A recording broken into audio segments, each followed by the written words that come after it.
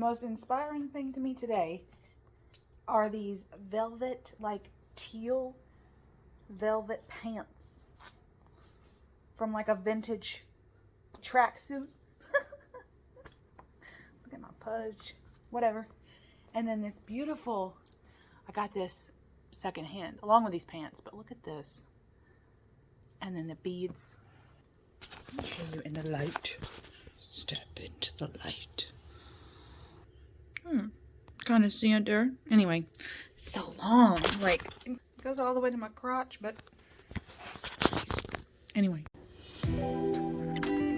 Get situated. Alright, today I want to talk about inspiration. Hello everyone, it's Lynn. Let me pull y'all closer to me, okay? Y'all just a little too far away from my liking. I recently had another one of my books come out. Okay.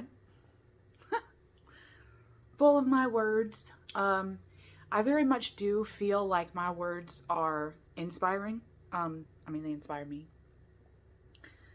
And I hope that they inspire others. I feel like when Pablo Picasso said, the thing about life is to find your purpose, and then when you find your purpose, it's to give it away. And so I very much like adhere to that when I make something, because it's so scary to come up with things and then be like, okay, bye, go visit other people. Because then you're like, oh, what if these other people don't like your words, aren't inspired? That's like the worst case scenario is that someone picks your words up and they're like, okay, and chuck it in the bin, but those are the risks that you take when you give it away to other people, like when you send your creative endeavors out into the world, you're like, here you go, do what you can, and that's it. And you kind of let them go. And it's kind of hard. And it's been hard for me. It's like every time I push the publish button on any one of my books thus far, every single time, I'm like, I just get this, I get these crazy butterflies. Ooh, here goes nothing. Okay. But along the way, before that happens, before the publishing button, it gets pushed, okay? Or before you send that print off, or before you send that photograph off, or before you write the end on one of your novels, or any of your, sign the last little musical note on your composition. Like, it's the same thing every time. When it's ending, when there's an ending, there was a before. And that before is what I want to talk about, because as creators, as artists, as ones that put forth their art, okay, whatever you want to call that, people tend to not like the term artist, and they don't like the term creator or creatrix or whatever. So whatever you call yourself, because you birth things out into the world, that's what you are, okay? And they always ask the artists and the creators, they say, where do you get your inspiration from? And that's probably the most annoying question ever. It's not that it's a bad question, okay? It's just that we don't know how to answer the question. It's like, can you be more specific? Like, I really want to ask that to some people. Can you be more specific? Like, where do I get my inspiration from XYZ, from blank? Is it, like, oh, where do you get your inspiration from? Is it from music? And then you blast off and talk about music, right? Oh yeah, I listened to this album, and I listened to this song, and I listened to this, and that really got me inspired to write this, or do this, or photograph this set of themed images, or whatever. And you can have conversations that are themed through inspiration. And that's the ones that I like. But if someone just were to ask me, hey, where do you get your inspiration from? I'd be like, I don't know. Everything. But it is kind of cliche to say that for artists and for creators. So you kind of have to be a little bit on your guard. So I thought what today I would do is talk about how I get into the throes of inspiration. And it's different for every creative endeavor that I do. I want to kind of divide this into the creative endeavors that I work within. Okay. The first section I want to talk about is writing, and then I want to talk about simple art, and then I want to talk about more, I'll say more inductory visuals. So like painting, like actual media, things that are very visual in nature. So that's photography and like painting and more intrinsic art instead of like what I call my homemade, I call it my homemade art. We'll get there, but I call it my homemade art. And that's a little bit more simple than my like the creative endeavors, like in terms of like painting or like really involved sketches, things like that. So I'm splitting that up into those because those are typically my genres, but you may have different inspirational tactics when going into your realms if you have other ones. So like for instance, if you do music, like if you write music, if you write songs or compositions, you may not listen to music while you're trying to write your music. Like, I feel as a creator, that would discombobulate me. In every other realm, I do have what I call, like, they're themed, to be honest. So the first one is writing. I've always been a writer. I started out writing like as a poet and as a, I guess I would call it a short story writer, but I didn't really know that. I mean, it was just something that I liked to do. And I actually have an example, not an example. Okay. I'm not going to share with you my 14-year-old short stories. Okay. We'll save the internet from that. But this is a synonym finder, huge dictionary-like tome. Okay.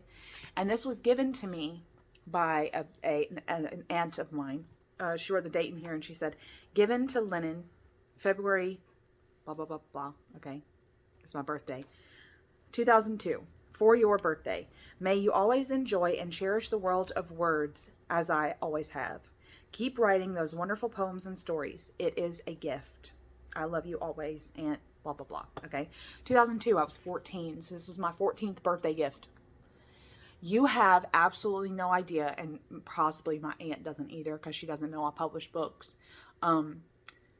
Because my entire family is severely like fundamental Christian in a way that is completely blocked off from the types of imaginative, wondrous, enchanted, pagan writings that I have gone into.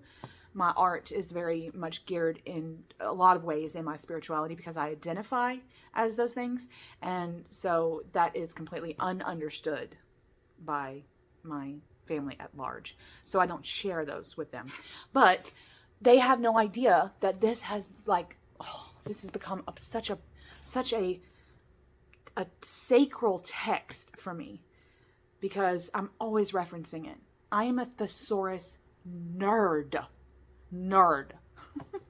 And if you're familiar with my synthesis series, which is a set of 3 oracle books that I've put out, available on Amazon, links below, you'll know that I like juxtapositions and word plays and things.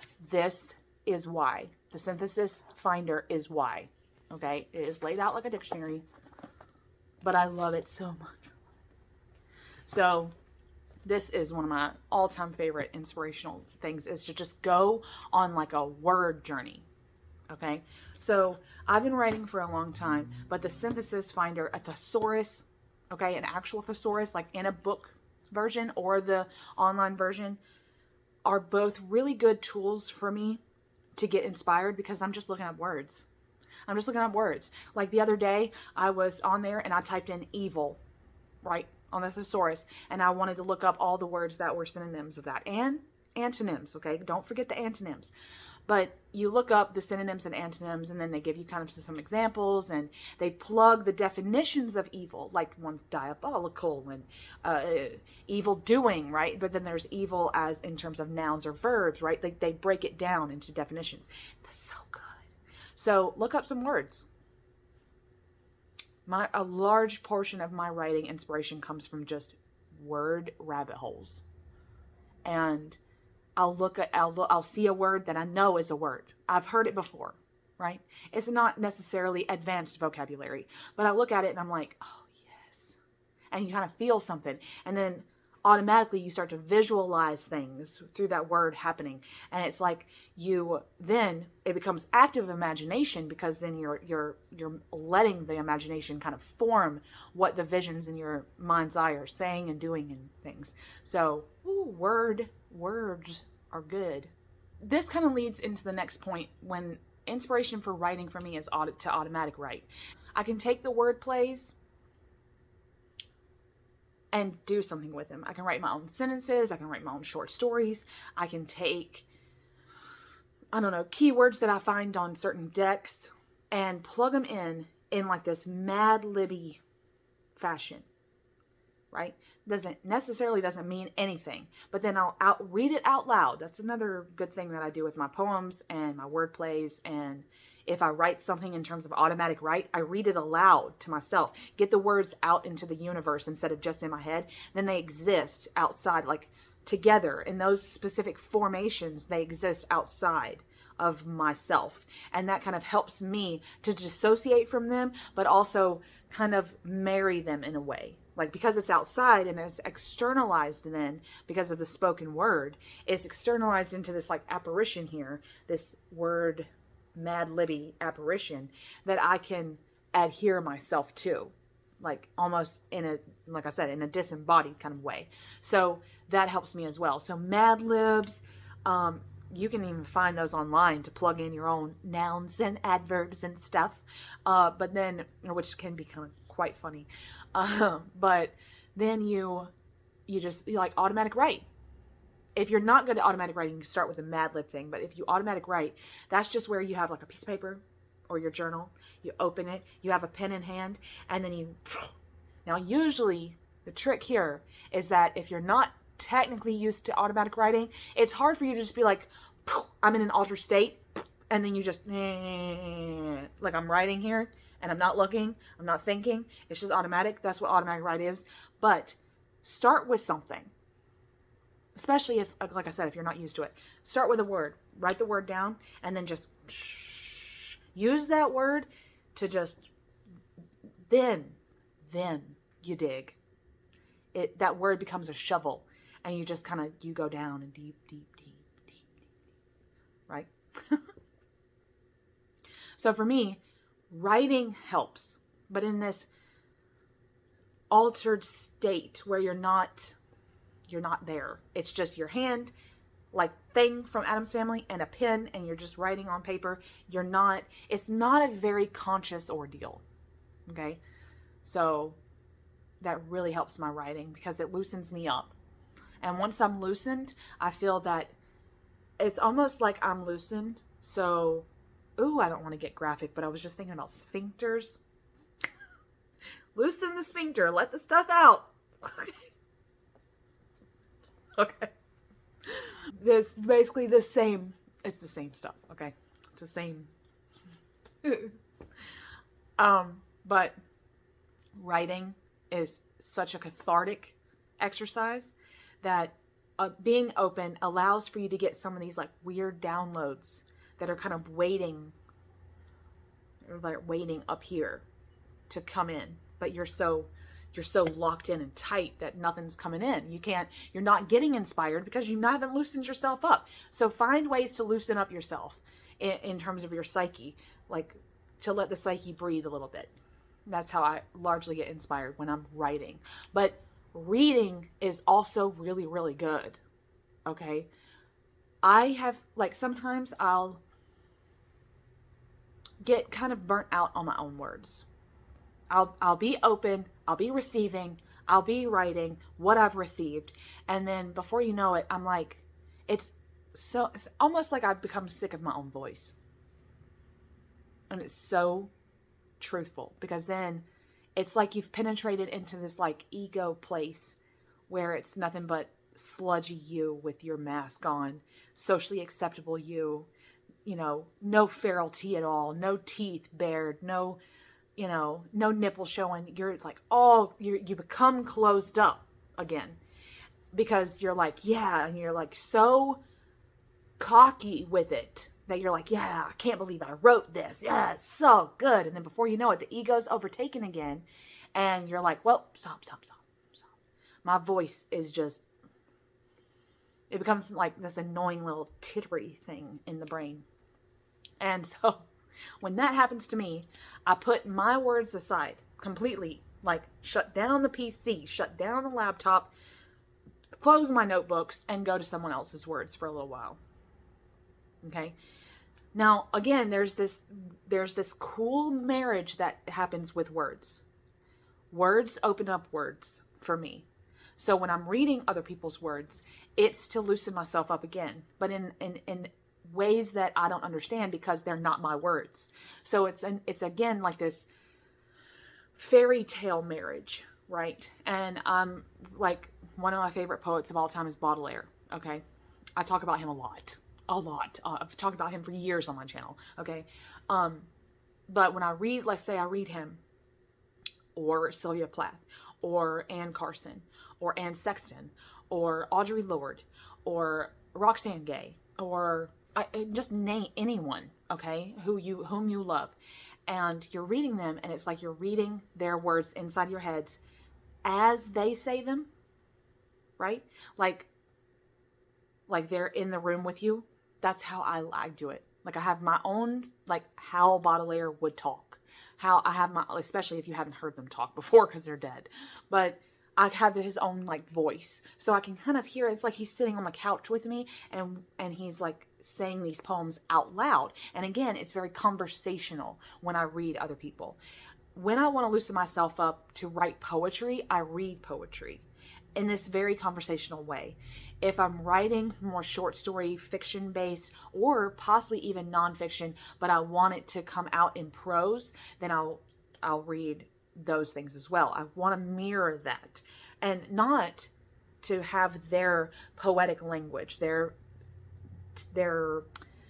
brand of word usage. Okay, that's not what the purpose of it is. It's to hear them as you were having a conversation. That's it.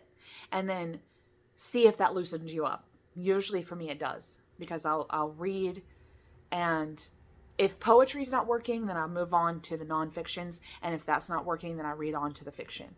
And I tend to have multiple books in these genres kind of coming at, going at the same time.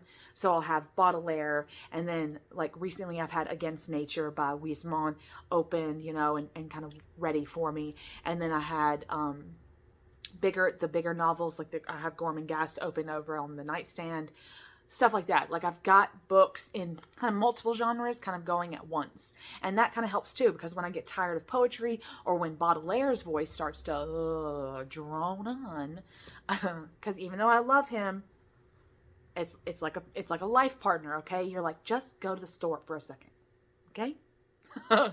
So you kind of have to kick him out of the house for a little bit and read something else. And I love to do this. I love to read to loosen me up. So with writing, loosening up is key, but do it with your words, but then recognize when your words are based in ego. Next section is my homemade art, okay? Now, I call it homemade because, now, I don't know why, but I'm a pretty, what do you say? I guess I'm a pretty decent artist in terms of the intricate details. Whatever. I don't even know how to say that. Like, I'm not as good as some in terms of realism, but I feel like I'm a pretty adept artist, right? For some reason, I chose, with the books that are out that I've published now, I've chosen to put my homemade art in those. Now, my homemade art is those that have little to no details on them. They're what my mom used to call no-face people, my Lenin's no-face people. Because I used to draw these figures, and they would have like cool clothes, and maybe they were doing something, riding a bike, whatever, but they had no face. And she used to call those Lenin's no-face people. And it makes me laugh now, but there were simple lines, simple gestures, simple facial expressions, or just no face at all.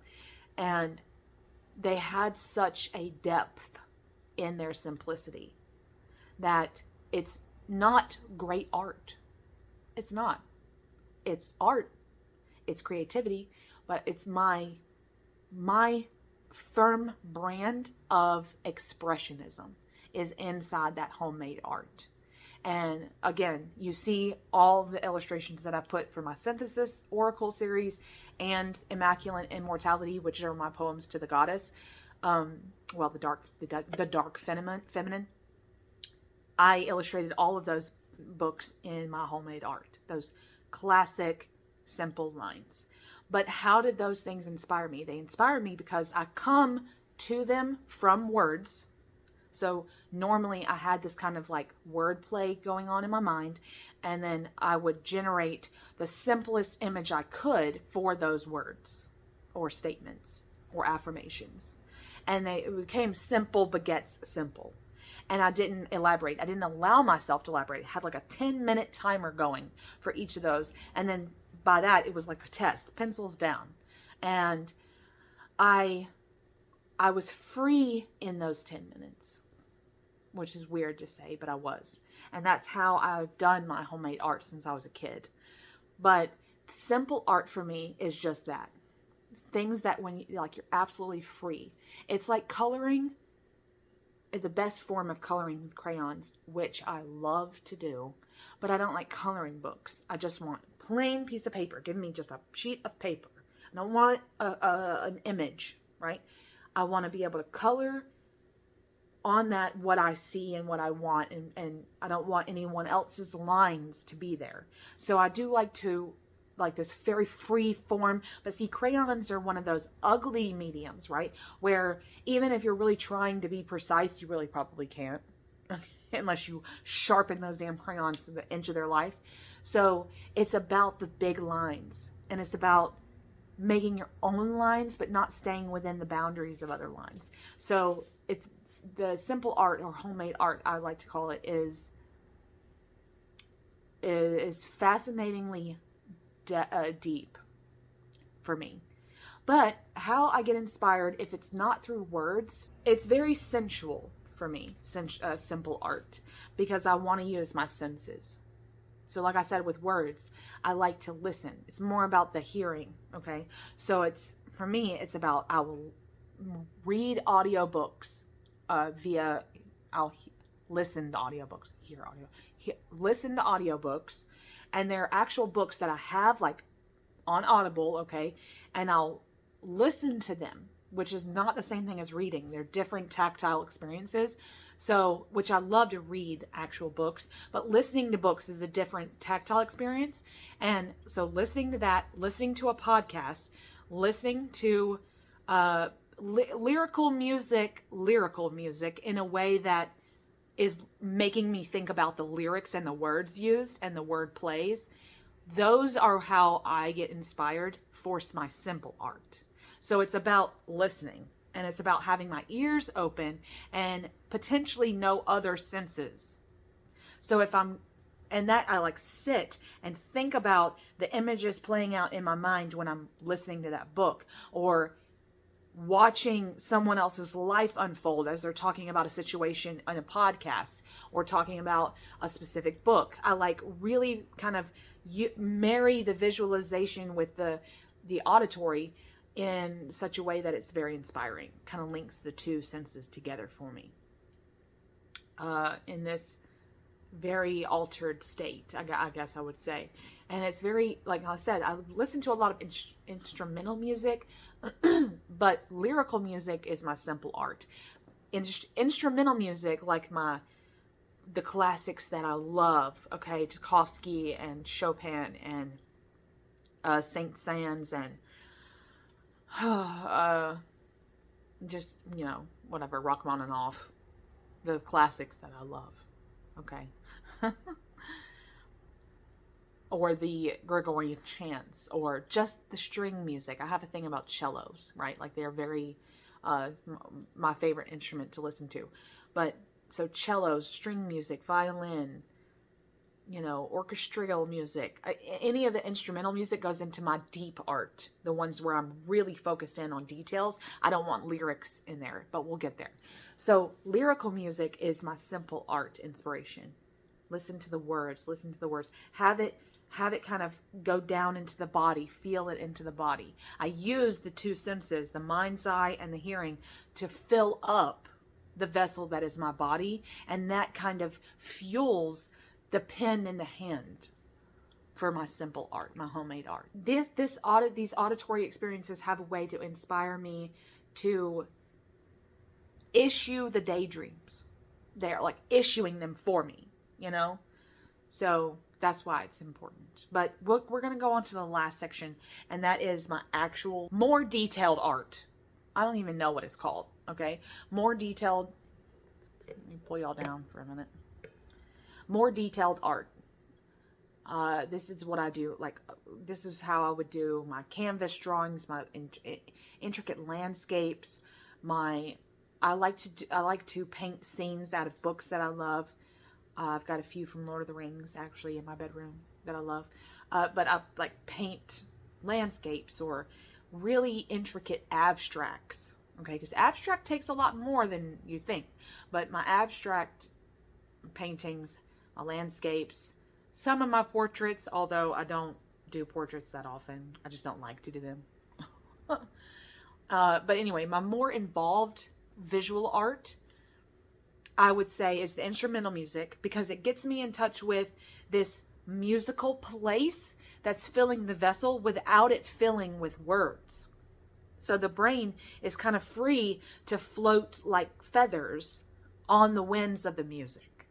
And so instrumental music is key for me when I'm doing my high detailed art. Vision boards are another thing that I have done when trying to conjure those more detailed art pieces. I will say, you know what, I want to do this like mountainous landscape. And so I'll look up mountain pictures, actual mountain photography. Maybe I'll add a lake, or maybe I'll add some trees. Oh, I like these trees. Oh, I don't like these trees. Or times of day. And then just kind of make these vision boards, right? And then once I've made the vision boards, and you can do this online or with actual magazine clippings on a poster. I've done a lot of those in my time, in my life. But when the vision board is done, it acts as its own piece of art, right? That inspires you because it's directly linked to the more detailed art creation that you're creating over here. So it's like you're creating two art pieces at once, but it's like they both feed each other. It's kind of like nourishment in a way. Like, you want to be able to visualize, and this is really visual, right? Really visual, in a way that you want whatever you're doing that inspires you to keep feeding. And it becomes like this juggling and this nourishment and this eating, you know, in a way that's like engorging and then throwing up, and then engorging and throwing up. And it's like this very bulimic art experience. And I mean that metaphorically. These visuals and this filling of the vessel is about nourishment in a way that no other senses can help, you know? When I'm in the throes of a detailed art endeavor, it takes, that I know will take days to get done, or to get to a good stopping place, I'll say, especially with my oil paints. You have to get to a good stopping place. I often really go to the visuals. I go to my vision boards. I take virtual tours of museums. I read up on artists that I love, their life, right? I'll kind of go down these ritual visuals that, again, is feeding me in very nourishing ways. Virtual art museums, like the tours that you can do, oh my gosh, I'd like to do those. Because like the chances of me going to the Louvre in the next 5 years is very slim. So to be able to get online and go to the, like, you know, the Guggenheim or the Louvre or any of them, like, it's really important to me to go and look at other artists' work. And like, I know that sometimes when I really need help, you know, and I feel like I need some kind of art high priestess, right? I will look up the Mona Lisa, a picture of her, and just stare at her. And because of her gaze, her specific, very unique gaze, it's like she's not looking at me, right? And it's like the whole time I'm staring at her, I'm like, look at me. Look at me. It's like I want her to focus on me, but she's not focused. Her eyes aren't focused in the foreground. They're focused in the background. And I'm in the foreground. And so it's like this staring contest that I have with the Mona Lisa that kind of stirs up this issuing, daydreamy, artistic space as well. So staring at your favorite art, reading up on favorite artist's life, touring the art museums, find art pieces, both ancient and modern, that inspire you. Look up art that you didn't know existed, right? Like a new artist, find a new artist. Find a way to visually stimulate that always sits me in the right mood.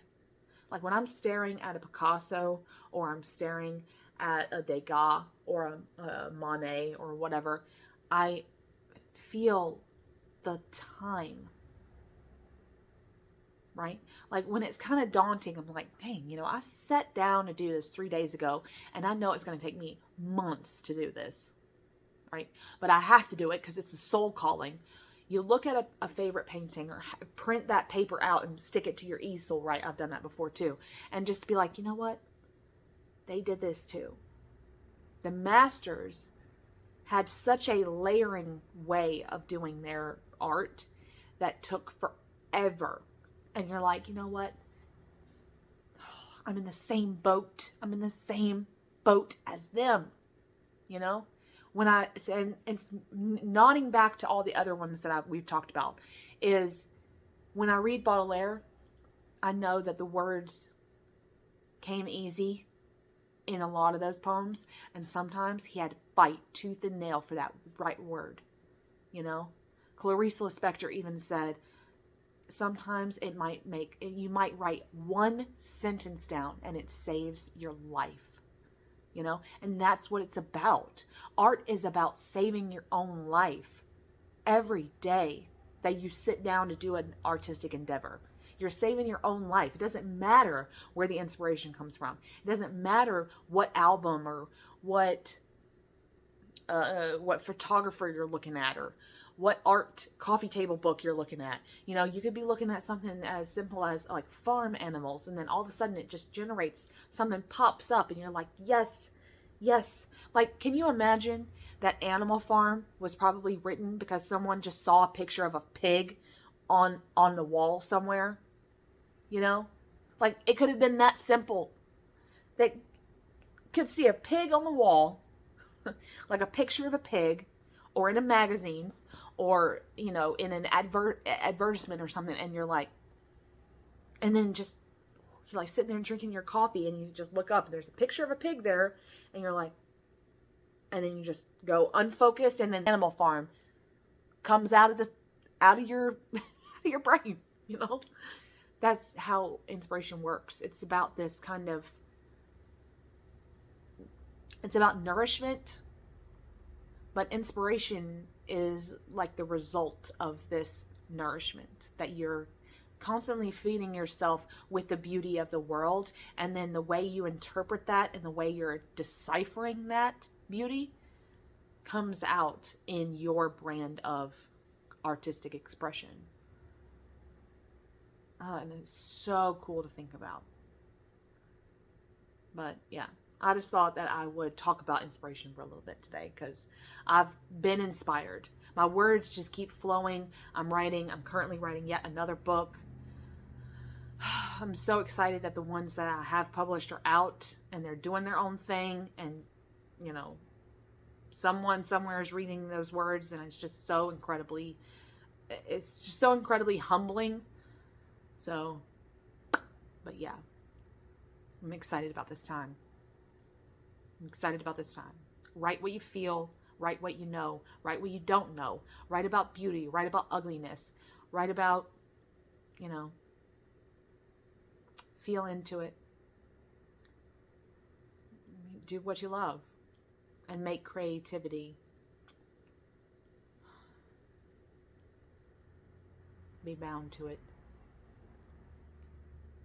Be bound to your creativity.